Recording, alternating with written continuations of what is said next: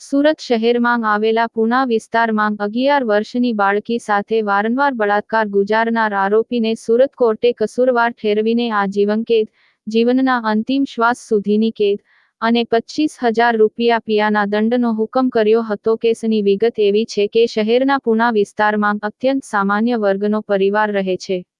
પરિવારમાં મહિલા અને તેની 11 વર્ષીય દીકરી અને 10 વર્ષનો દીકરો છે. મહિલાના પરિવાર સાથે તેણે માનેલો મામા દિનેશસિંહ હરિસિંહ મસાણી પણ રહેતો હતો. મહિલા સાથે જ તેની દુકાને કામ કરતો હતો. ઘણી વખત આ દિનેશ કોઈ કામનું બહાનું બનાવીને દુકાનેથી ઘરે જઈને બાળકી સાથે બળાત્કાર ગુજારતો હતો.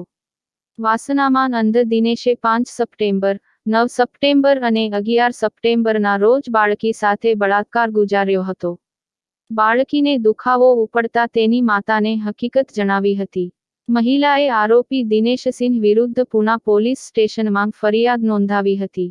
પોલીસે આરોપીની ધરપકડ કરી હતી. પોલીસે આરોપી વિરુદ્ધ કોર્ટમાં ચાર્જશીટ રજૂ કરી હતી. ન્યાયિક કાર્યવાહી માટે કેસ ચાલ્યો હતો. સરકાર તરફે એપીપીએ આરોપીને મહત્તમ સજાની માંગ કરી હતી.